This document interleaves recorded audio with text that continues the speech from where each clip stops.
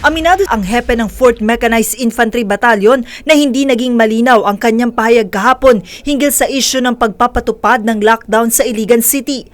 Ang Iligan ang isa sa pinakamalapit na bayan sa Marawi City, kung saan nagtutungo ang libu-libong mga sibilyan na nadadamay ngayon sa gitna ng bakbakan ng tropa ng militar at Maute Terrorist Group. Sa isang panayam kahapon, ipinaliwanag ni Colonel Aduca na bukas pa rin ang mga entry points sa Iligan City para makapasok ang mga residenteng lumilikas mula sa Marawi. Yung lockdown kasi na term, very technical kasi yan.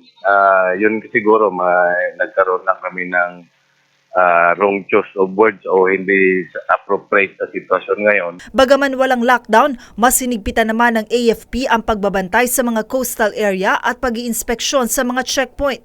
Gayon din ang pagsala sa mga residenteng lumilikas patungo sa iba pang mga kalapit na bayan sa Lanao del Norte. Sinasabing may ilan umanong mga sugatang miyembro ng Maute ang humahalo sa mga sibilyan at sumasabay sa paglikas ng mga ito. Tiniyak naman ng militar na kontrolado pa rin nila ang sitwasyon doon at wala pang kumpirmadong ulat hinggil sa umano'y mga nakapuslit na miyembro ng Maute.